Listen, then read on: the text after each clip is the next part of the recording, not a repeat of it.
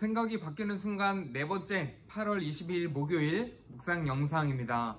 여러분 뉴스 자주 보십니까? 뉴스와 관련된 영상 먼저 하나 보고 이야기 나누도록 하겠습니다. 가짜뉴스란 풍자와는 다릅니다. 풍자는 비판을 목적으로 사실을 과장하거나 비틀지만 가짜뉴스는 그것 자체가 진실인 것처럼 유통됩니다. 국내의 경우 속칭 증권가 찌라시 같은 곳에서 연예인, 정치인, 기업인 등의 사생활이 SNS를 통해 무분별하게 유통되고 있죠. 가짜뉴스로 골치 아픈 곳이 한두 군데가 아니라는 겁니다. 그런데 교회 역시 가짜뉴스의 타겟 중 하나입니다. 2018년부터 국내 기독교 미디어에서도 메신저를 통한 가짜뉴스 양산에 주목했습니다. 교회별로 만들어진 메신저 단톡방에 가짜뉴스가 대량으로 유출되고 있으며 이는 대부분 사실과 거리가 있는 것으로 알려졌죠. 이런 상황에서 가짜뉴스가 그리스도인들에게 중요한 이유는 무엇일까요? 이것은 교회의 공신력, 즉 신뢰가 달려있는 문제이기 때문입니다. 교회의 신뢰가 무너지면 그리스도인들이 전하는 복음의 진실성도 의심받게 됩니다. 그리고 그 결과는 재앙과도 같습니다. 비록 좋은 의도였다 하더라도 가짜뉴스는 결국 복음의 신뢰를 깎아먹습니다. 칼 베이터스 목사는 가짜뉴스에 당하지 않는 방법 4가지를 제안합니다. 첫 번째, 그 뉴스의 진위를 따져보라.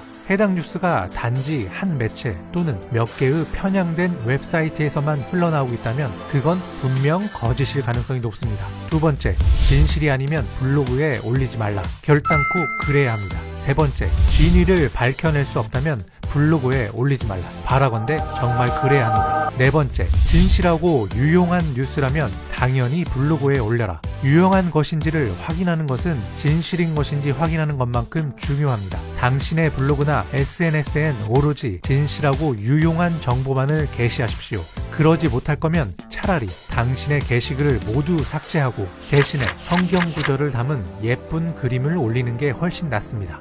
그리스도인들은 이 세상에서 가장 신뢰할 만한 사람이라는 평판을 얻어야 합니다. 하지만 안타깝게도 세상 사람들과 똑같이 자신의 목적만을 위해 무엇이든 말하는 사람들로 비춰지고 있습니다. 예수님을 따르는 신자에겐 진실만이 자산입니다. 진실이 없으면 우리는 아무것도 없죠. 오히려 가짜를 말하는 것보다 차라리 논쟁에서 패배하는 것이 더 낫습니다. 논쟁에서 승리하는 것이 사람을 자유롭게 할 수 없습니다. 오직 진리만이 사람을 자유롭게 할 수 있습니다.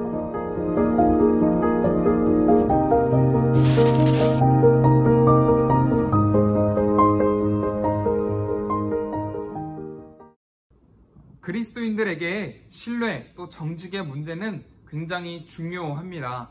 소위 말하는 찌라시, 어떤 가짜 뉴스는 순간의 효과를 얻을 수 있을지는 모르겠지만 그 효과가 영원하지는 않습니다. 성경은 이렇게 이야기를 합니다. 요한복음 8장 25절에서 32절의 말씀입니다.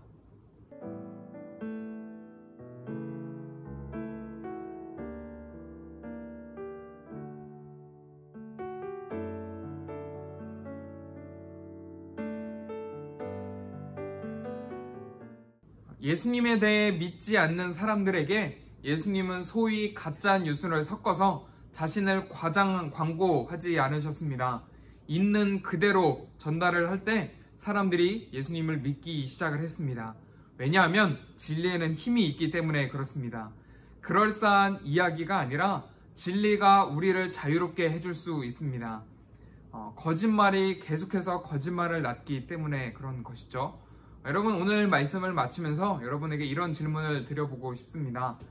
오늘 하루를 정리하면서 자신을 한번 돌아보십시오. 점검해 보십시오. 오늘 내가 했던 진실된 말은 무엇이 있었을까요? 오늘 내가 했던 거짓된 혹은 그럴싸한 말은 무엇이 있었을까요? 여러분, 세상에서 가장 신뢰할 수 있는 사람이라는 평판을 받는 여러분 되시길 주님의 이름으로 축복합니다.